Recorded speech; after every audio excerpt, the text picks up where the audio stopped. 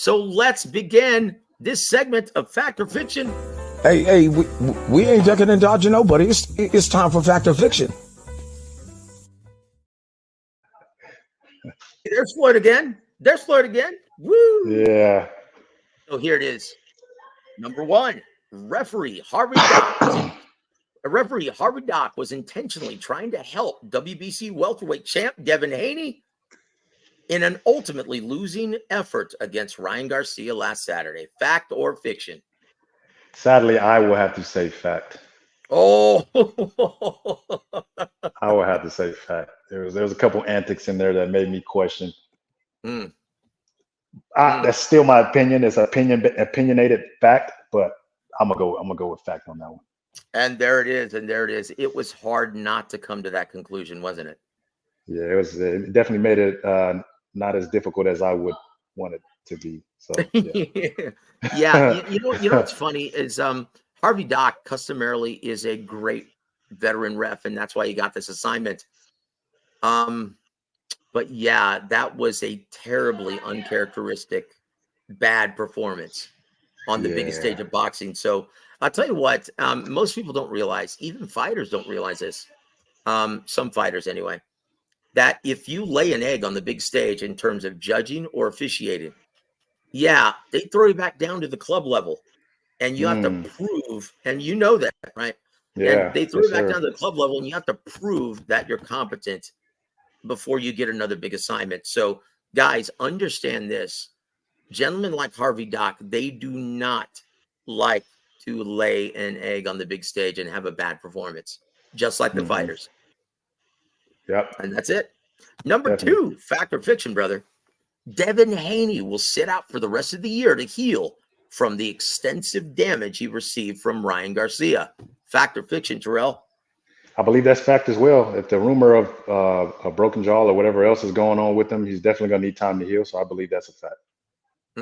I tell you what, and because, come on, if he didn't have to heal, well, first of all, when you take a bludgeoning like that, and you've never experienced that, but when you take a sustained beating like that, what would you recommend to Devin Haney before he gets back into gym? How long would you advise him to sit out to let his brain and his body heal? Yeah, that's the most important thing. Like I said, I know we're in this sport and it's the gladiator sport, but you want to take care of yourself. So I think him being already at a world-class level and having top people around him, I know they're in his ear telling him what he should and shouldn't do. But I guess in terms to him, me being a little guy, big little guy off the stage he's on the bigger stage, health is wealth. So I know his pride is hurt because they are killing him online right now with the memes and everything else. I know he wants to get back. And his dad ain't helping either. He just needs to chill. But I know he wants to get back and get that get back. But just pump your brakes, buddy. And get health is wealth. Get your health right and come dance again. It'll be there. Right. Take advice from your very wise bigger brother, Tyrrell Herndon. Tell you what, he knows. And once again, this is a brotherhood. Most fans don't realize that a lot of time, the false bravado is for the benefit at weigh-ins and press conferences. That's for the benefit of the fans and the media attendance. But this is a symbiont brotherhood in boxing where, do you guys really dislike each other? I mean, it's business, just like your fight poster says, strictly business. Strictly business. Strictly business. Why do you think, guys, we always see Leonard and Duran hug each other whenever they meet at the WBC conventions every year? Because it's strictly business. These guys intertwine blood, sweat, and tears, and they're gonna forever be in one's core memory and moment until otherwise. So when you know that and you're truly you respect the sport, then that's what comes with the territory.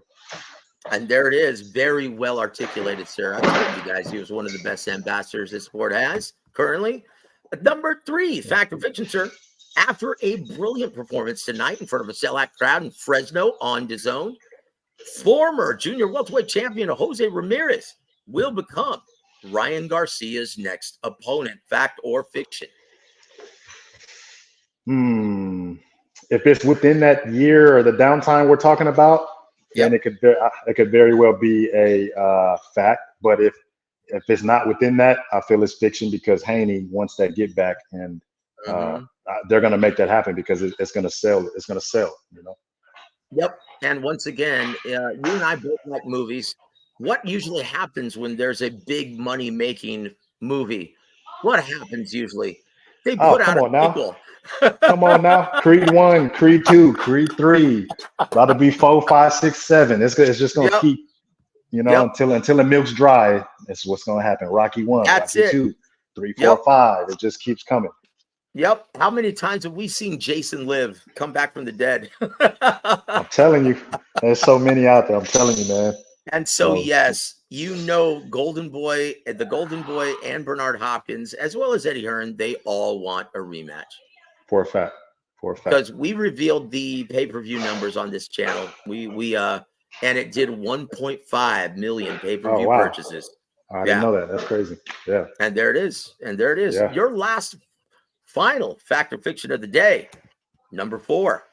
Here's the big one. Fighting right after Tyrrell Herndon and Ruru Silvas on May 4th, Cinco de Mayo weekend, Jaime Munguia will overturn the apple cart and upset Canelo Alvarez to become the newly crowned 168-pound champion. Put you in the hot seat, brother. Fact or fiction? So that's a way to end it. I mean, everybody knows Munguia. He's a force to be reckoned. You know, just like the Benavideses and everybody else. But me putting respect on a champion's name that's been doing this, I feel that I got to put the respect on Canelo's name, and I feel that that's going to be fiction because he's not. Canelo's still going to stand tall with his hand raised at the end of that bout. And there it is. We've got one. And you survived, brother. How about that? You survived. You're making me sweat over here a little bit, man. I got sweat a little bit. Sweat a little bit. Yeah, it's good that you got the do-rag now then, man. I know. It's absorbing the sweat. I knew what time it was dealing with you, Joseph. Woo! I'm telling you, man. Yeah. And Adrian Crockett, thank you for supporting Tyrrell Herndon on this day. May 3rd. Appreciate it. Shout out. Strength and conditioning to get me right, man. I definitely appreciate Adrian. That's going to be a big factor in this fight as well. Yep. There it is, brother. There it is. Adrian Crockett, the pro. I tell you what, Slide 10 C's. Thank you for the super chat, sir. He says, be honest. Let's say you and Richard Torres are trapped in a subway with 10 of the most in-shape crackheads in the States. Who's walking off the subway? Hey, man, crackheads are strong. I say the crackheads is getting off, and me and Torres might be somewhere. If you know crackhead strength, you can't underestimate them. Boy. I don't care. Oh, boy. That's funny. That's funny. But thank you for supporting Tyrrell Herndon on this day. Appreciate y'all. It, my friend. But that's about it. Funny. We've had you for 60 minutes. Would you like to leave us with any parting shots for your listening audience and give them an idea of what to expect on Friday, May 3rd, when you take on your friend, Ruru Silvas? Yeah, in closing, I mean, I appreciate everybody that tuned in. And I hope to see you guys come May 3rd. It's going to be a great fight, a great event. And like I said, strictly business is business. But I know that as soon as we step and cross over into that rope, a job must be done. And I plan on doing that to the best of my ability. And I know my counterpart in Ruru, he plans on doing it the same. So it's going to make it it's going to be a great fight. And the chips will fall where they may, you know. Quick shout out to my my trainer, Coach Mays, Rick Moronas, putting on the show and allowing us to showcase our talent. I want to shout out my sponsors in La Connection for sponsoring me for this event, as well as TR Logistics Truck and Trailer Repair, and my strength and conditioning coach and Adrian, at Hybrid Fitness. So just shout out to everybody, my stablemates, Kenyon, AB Kenyon, everybody that just prepared for this moment. It's going to be a great show May 3rd, and we're not just talking. So show up and see that it's going to match up to what I'm saying. And there it is, guys. He is too real, Tyrrell Herndon. And guys, you don't want to miss this because Tyrrell versus Rudy is like peanut butter and jelly in the ring. This is a great style matchup. And let me tell you, Rudy, boy, he's going to let his balls hang in the center of the ring. And he's not like Myrie Coleman, guaranteed, who's afraid of his shadow. Chihuahua. Yeah. I feel he's into that for sure. Yeah. And guys, on behalf of the esteemed Mr. Herndon, I'm Joseph Herron. Thank you for tuning in to War Week Boxing. Have a great weekend, everybody.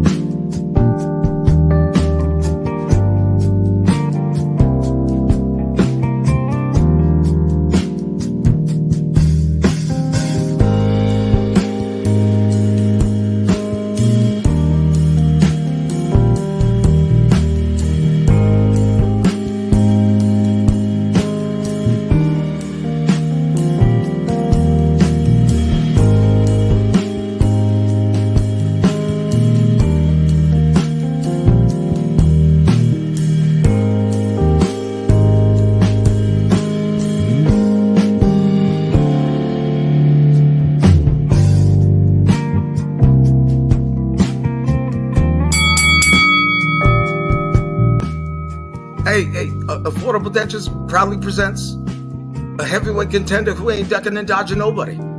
Tyrrell, Too Real Herndon.